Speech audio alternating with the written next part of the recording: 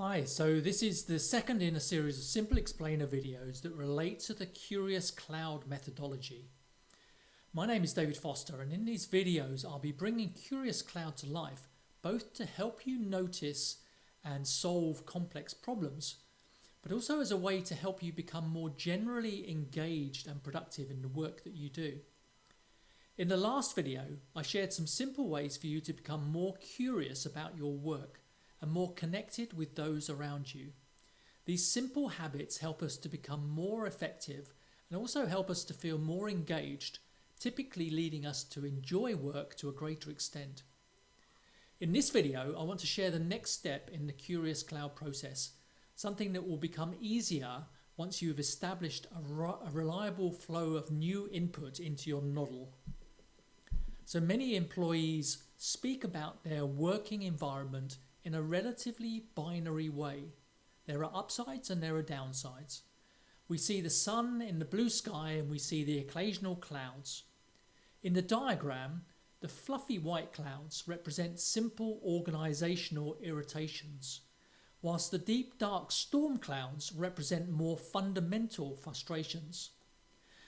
Reading the trade press of our customers and then talking about these subjects with our colleagues help us to improve our sense of perspective and to think more deeply about what's actually going on. The approach also starts to lower barriers to communication and build trust with our co-workers, enabling us to hear more candid thoughts. And this makes it easier for us to start noticing the gnarly internal frustrations that others might be experiencing. Curious Cloud derives its name from the opportunity that these deep dark storm clouds represent. They are frustrations that are worth solving. They're quite easy to spot once we develop a more holistic perspective, one which allows us to stand further back from our prescribed workload.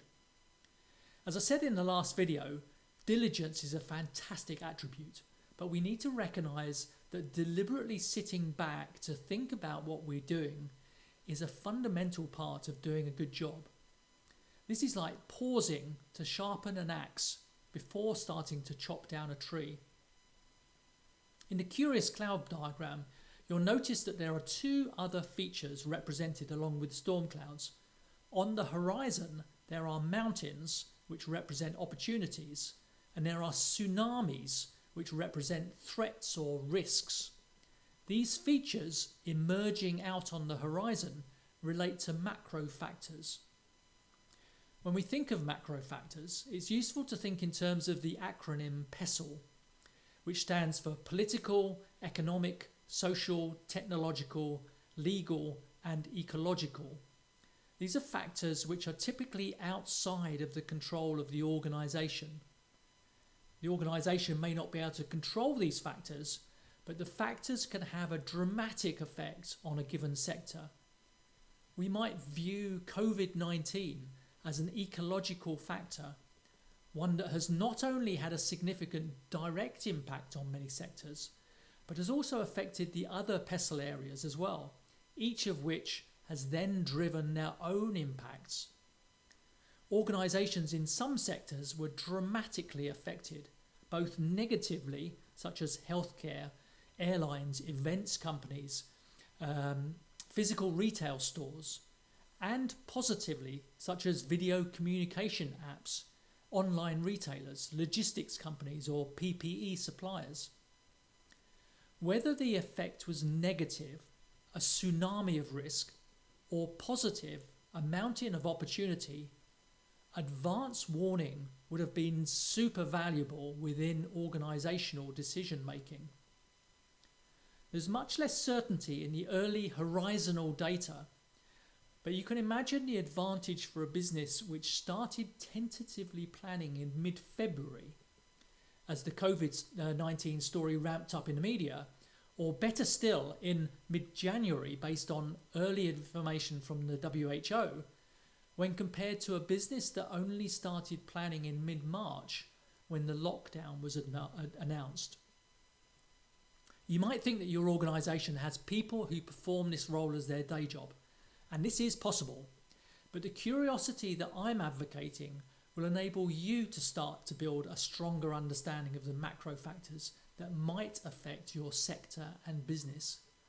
This builds a super useful context around your role and also makes you more valuable within the organisation.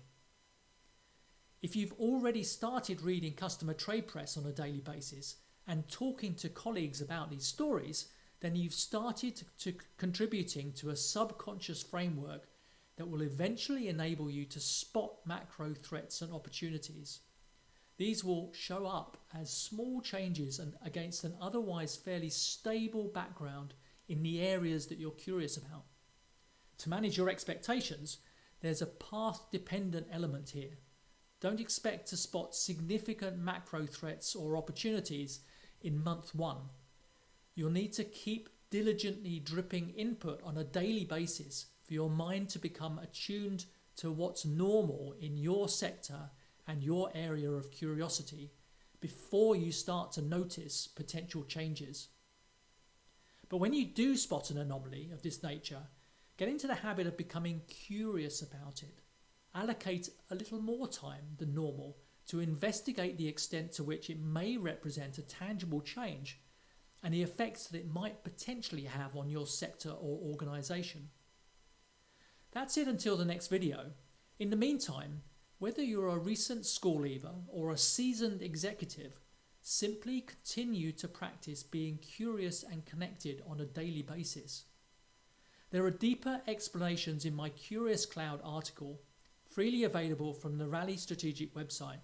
But if you find that this video is useful or that it has piqued your curiosity in some way, then please click like and share it with others.